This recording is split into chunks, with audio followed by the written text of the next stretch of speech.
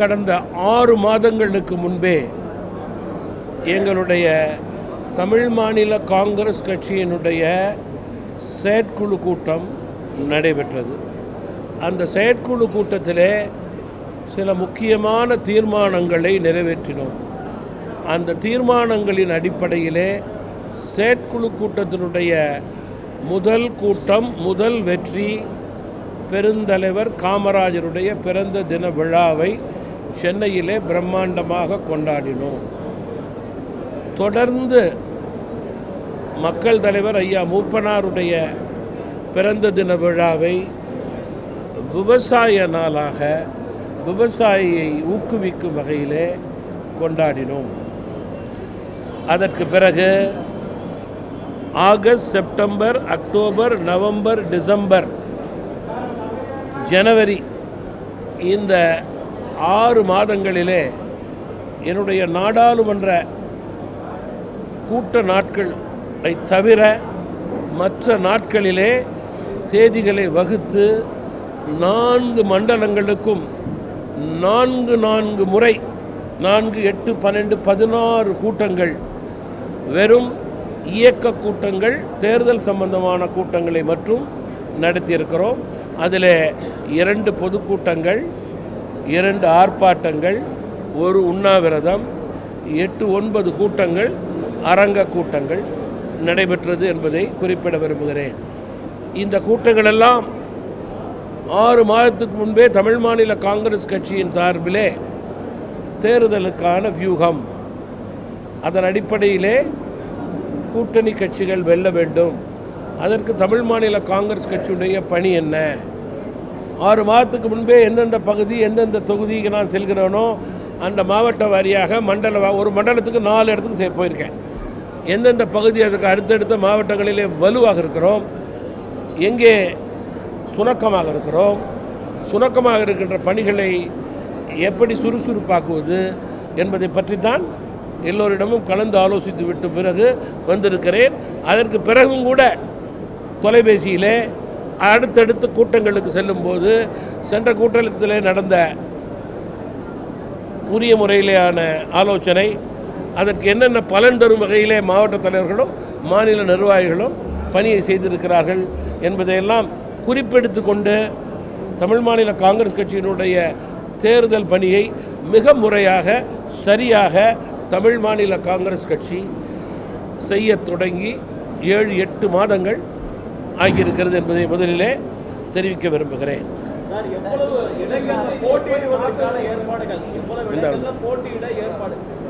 தற்போது தேர்தல் அறிவிப்புக்கு இன்னும் 15 நாட்கள் கூட இல்லாத ஒரு சூழல். பிப்ரவரி மாதம் தொடக்கத்திலிருந்தே 4 மண்டலத்திற்கும் செல்ல வேண்டும் என்று திட்டமிட்டு யார் யார் மண்டலத்திலே போட்டியிட விரும்புகிறார்களோ அவர்களை ஊக்குவிக்கும் வகையிலே, தேர்தலில் எல்லோருக்கும் வாய்ப்பு இருக்காது என்பது எல்லோருக்கும் தெரியும். ஆனாலும் கட்சியினுடைய கடமை, அவர்கள் ஆற்றி வரும் கட்சி பணிக்கு அவர்கள் அங்கீகாரம் நாங்கள் கொடுக்க வேண்டும். அந்த அங்கீகாரத்தின் அடிப்படையில் நாங்கள் அவர்களுடைய மனுவை பெற்றுக்கொண்டால் அது அவர்களுக்கு பெருமை, மகிழ்ச்சி.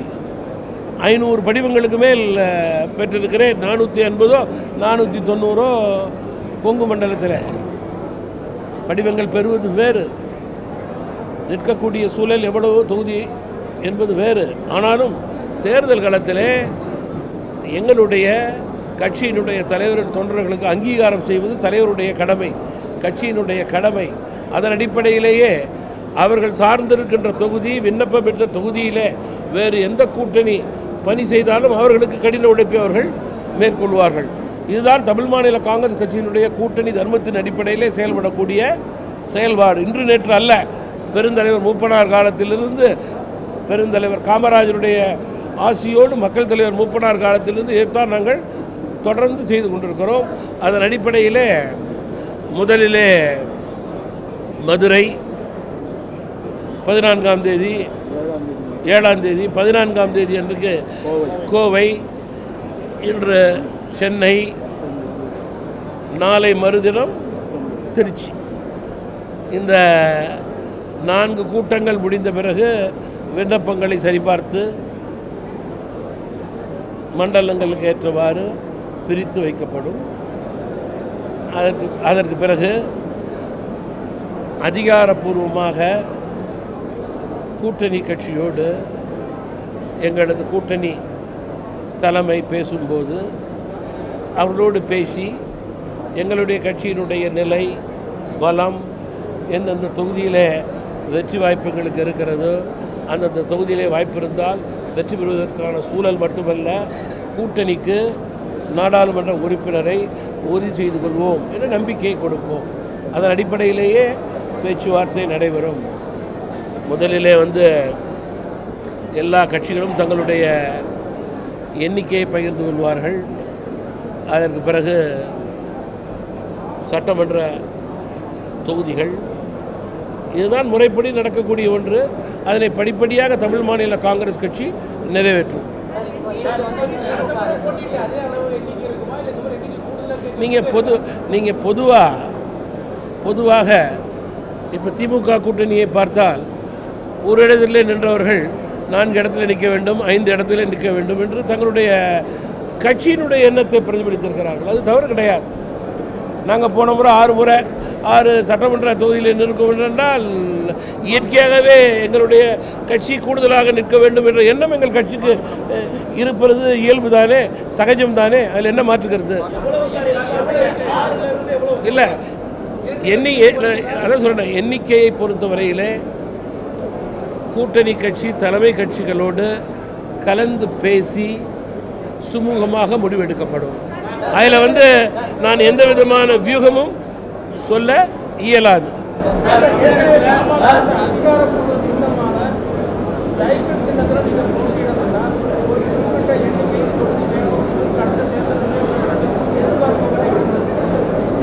இல்லை, அப்படி இல்லை. தேர்தல் ஆணையத்தில் நாங்கள் முறையிட்டிருக்கோம். எங்களுடைய தொகுதி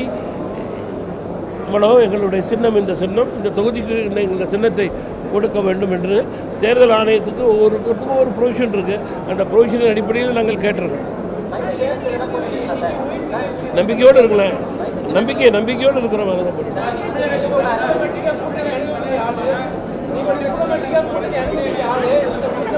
ஒருத்தர்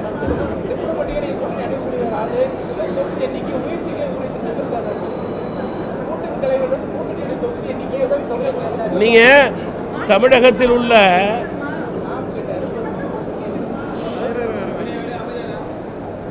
இது அம்மா நான் தமாஷா சொல்கிறேன், திமுக கூட்டணியில் இருக்கிற முரண்பாடாக இருக்கிறது. அம்மா நீங்கள் கேட்டதுக்கு சொல்கிறேன், ஆளுங்கட்சியில் இன்றைக்கு 160 சீட்டு நின்னாங்கன்னா அதிலே கூட ஒன்று தான் கேட்குறாங்க. அப்படி இருக்கப்போ கூட்டணி கட்சிகளும் கூட தான் கேட்கும், ஆசைப்படும், எண்ணம் இருக்கும். எண்ணங்கள் இருப்பதில் என்ன தவறு கட்சிக்கு? நாங்கள் மடம் நடத்தில கட்சி தான் நடத்துகிறோம். எங்களுக்கு ஏன் அந்த எண்ணம் இருக்கக்கூடாது? அதில் என்ன தப்பு? ஒன்றும் கிடையாது. எங்களுக்கு எந்த விதமான சண்டையோ சர்ச்சரவோ எங்களுடைய கூட்டணி கட்சி பெரிய கட்சியோடு கிடையாது. புரிஞ்சுருக்கா இல்லையா? தமாக 40 சீட்டு ஜெயிச்சிருக்கு, 20 நாடாளுமன்ற தொகுதியை ஜெயிச்சிருக்கோம், 23 சட்டமன்ற தொகுதியை ஜெயிச்சிருக்கோம் இல்லையா? 2 நாடாளுமன்ற மேலே உறுப்பினர் வச்சுருந்துருக்கோம். அதனால் கூடுதலாக வேணும் என்பது தலைவர்கள் தொண்டருடைய எண்ணமாக இருந்தால் அதில் எந்த தவறுமே எந்த கட்சிக்கும் கிடையாதுன்னு, எந்த கட்சிக்குமே இருக்கக்கூடாது. அதில் என்ன தவறு?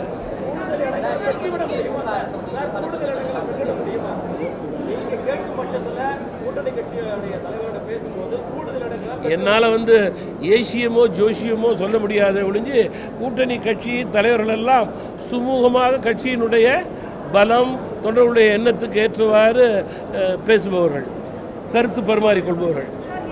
ப்ளீஸ்மா, இல்லை ப்ளீஸ் இல்லை ப்ளீஸ்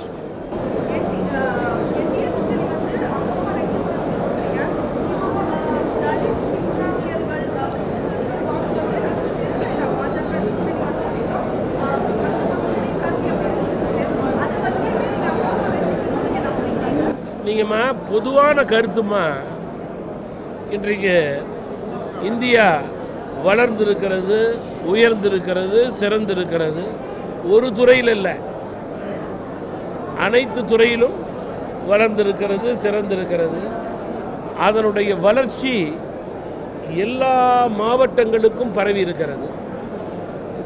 இந்தியாவினுடைய வளர்ச்சி மாவட்டங்களுடைய வளர்ச்சி, அதனுடைய அடித்தளம் அனைத்து தரப்பு மக்களுடைய வளர்ச்சி. அனைத்து தரப்பு மக்கள் என்றால் அதில் இந்துக்களும் ஒன்று தான், இஸ்லாமியர்களும் ஒன்று தான், கிறிஸ்துவர்களும் ஒன்று தான். அந்த நோக்கத்தின் அடிப்படையிலேயே நாங்கள் மக்களை சந்திக்கிறோம், வாக்கு கேட்கிறோம். இவர்களுக்குத்தான் இந்த திட்டம், இவர்களுக்குத்தான் இந்த திட்டம், இவர்களுக்கு இந்த திட்டம் கிடையாது என்று மத்திய அரசு எண்ணுவது கிடையாது. அனைத்து தரப்பு 140 கோடி மக்களுக்கும் திட்டம். அதன் அடிப்படையிலே நாட்டினுடைய வளர்ச்சியெல்லாம் அதில் எல்லோரும் அடங்கி இருக்கிறார்கள். எல்லோரும் இணைந்து ஒன்றாக செயல்படுவதுதான் பாரதத்தினுடைய வெற்றி வலு. அதில் என்ன மாற்றுக்கிறது இருக்க முடியும்? இன்றைக்கு பாருங்க, பாரத பிரதமர் நரேந்திர மோடி அவர்களது தலைமையில் செயற்கை நுண்ணறிவு A1 தாக்கம் தொடர்பான உச்சி மாநாடு இன்றைக்கு தொடரப்பட்டிருக்கிறது. கூகுள் சார், இது ஒரு முக்கியமான தம்பி இது ஒரு நாட்டுக்கு தேவையான மிக முக்கியமான சப்ஜெக்ட். கூகுள் A1 மாநாடு இன்றைக்கு நாட்டின் வளர்ச்சிக்காக சொல்கிறேன். இன்றைக்கு 5 நாள் மாநாடு இந்தியாவிலே நடக்கிறது. கூகுள் நிறுவனத்துடைய தலைமை செயல் அதிகாரி சுந்தர் பிச்சை, மைக்ரோசாஃப்ட் தலைவர் Brad Smith, open AI CEO Sam Altman, அது மட்டுமல்லாமல் தொழில்நுட்ப தலைவர்கள், பல தொழில் நிறுவனங்கள், முதலீட்டாளர்கள், ஆய்வாளர்கள், கொள்கை வகுப்பாளர்கள் எல்லாம் ஒருங்கிணைந்து டெல்லியிலே 5 நாள் மாநாடு நடைபெறுகிறது. இந்த மாநாட்டின் அடிப்படையில் அனைத்து தொழில் துறையிலும் செயற்கை நுண்ணறிவின் மாற்றத்திற்கான தாக்கம் குறித்து பேசப்படுகிறது. மாநாட்டில் உள்ள கண்காட்சி மக்களுக்கு மிக பெரிய அளவிலே பயனளிக்கும் வகையிலே ஆர்வத்தை, முன்னேற்றத்தையும் ஏற்படுத்தும்.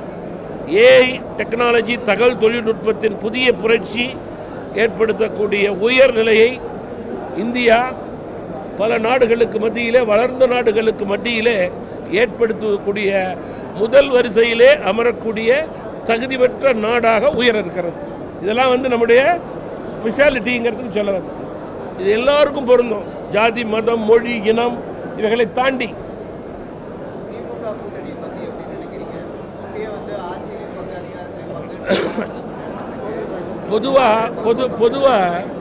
பொதுவா அரசியல் கட்சி தலைவர்கள் பத்திரிகை நண்பர்களை சந்திக்கும் போது சில கூட்டணிகளை குறித்து பேசும்போது முரண்பாட்டினுடைய மொத்த வடிவம் என்று கூறுவது வழக்கம். அதற்கு 100% பொருத்தமான கூட்டணி இன்றைக்கு திமுக காங்கிரஸ் கூட்டணி.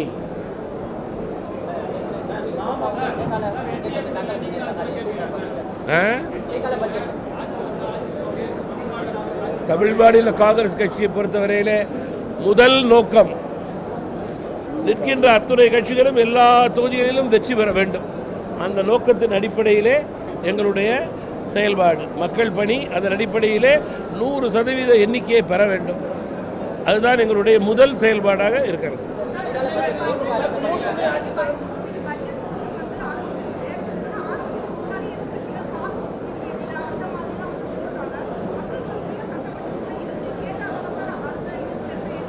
நம்ம அம்மா சொல்றதுக்கு சரியான பதில் சொல்லணும்னா, 5 வருடங்களாக பொறுமையாக அவருடைய அறிவிப்புகளை கேட்டு ஏமாந்த போல நிலையிலே இன்றைக்கு வாக்காளர்கள் இருக்கிறார்கள். வாக்காளர்களை ஏமாற்றிய அரசு திமுக அரசு மட்டுமல்ல, தங்களுடைய தேர்தல் வாக்குறுதியை கொடுத்து ஏமாற்றிய அரசு மட்டுமல்ல, மாறாக வாக்காளர்கள் மீது சுமையை ஏற்றிய அரசு திமுக அரசு. எனவே இந்த பட்ஜெட்டை பொறுத்தவரையிலே தேர்தலுக்கான பட்ஜெட், மக்களை ஏமாற்றுவதற்கான பட்ஜெட் என்று மக்கள் ஏற்கனவே தீர்மானித்து விட்டார்கள் என்பதுதான் என்னுடைய கணக்கு. இதனால் திமுகவினுடைய இனிமேல் கூறும் எந்த விதமான தேர்தல் வாக்குறுதியினால் எந்த விதமான பயன்பாடும் மக்களுக்கு கிடையாது என்ற முடிவோடு தமிழக மக்கள் இருக்கிறார்கள்.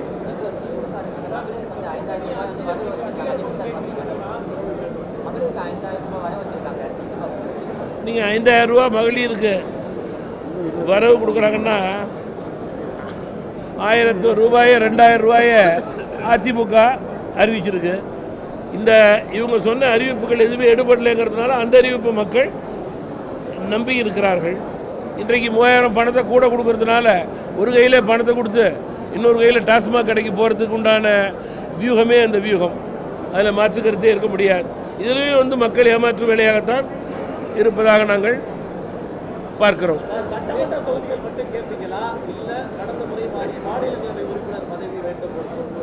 என்னுடைய முதல் பணி கட்சியிலே அதிக அளவிலே கட்சிக்கு உழைத்தவர்கள், அந்தந்த பகுதியிலே கட்சியை வளமாக வைத்திருப்பவர்கள் வெல்ல வேண்டும். அதற்குண்டான பணி என்னுடைய பணி. அதுதான் தலைமையினுடைய பணியாக இருக்க வேண்டும். அது மட்டும்தான் என்னுடைய இலக்கு. அது என்னுடைய இலக்கு இப்பொழுது அல்ல. என்னுடைய இலக்கெல்லாம் என் கட்சியில் என்னுடைய கூட இருக்கிறவங்க அதிகம் நின்று வெல்ல வேண்டும். என் மீது நம்பிக்கையாக இருப்பவர்கள் நான் நம்பிக்கையாக இருக்க வேண்டும் என்று நினைக்கிறேன்.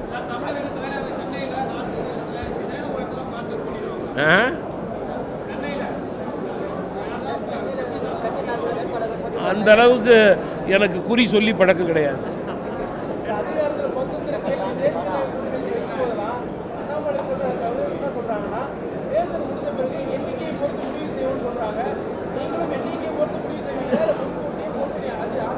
இப்போ நீங்கள் சொன்ன மாதிரியே வச்சுக்கிட்டா போச்சு. என்ன இப்போ ஒன்றும் தப்பு கிடையாது. நான் சொன்னது 100% எல்லாம் ஜெயிக்கிறோங்கிறோம். அதுக்கப்புறம் பேசிக்கிடுவோம். இன்றைக்கி வேண்டியது ஜெயிக்கணும் சார், அதான முக்கியம். இன்றைக்கு வேண்டியது வெல்ல வேண்டும். வெல்லக்கூடிய உறுதியான நிலையை எடுப்போம். அதற்கு அடித்தளமாக தமிழ் மாநில காங்கிரஸ் கட்சி பயணிக்கும். என்னுடைய கட்சியினுடைய மரியாதைக்குரிய பொறுப்பாளர்கள் அதிகம் பேர் போட்டியிடுவதற்கான வாய்ப்பை நான் ஏற்படுத்துவேன்.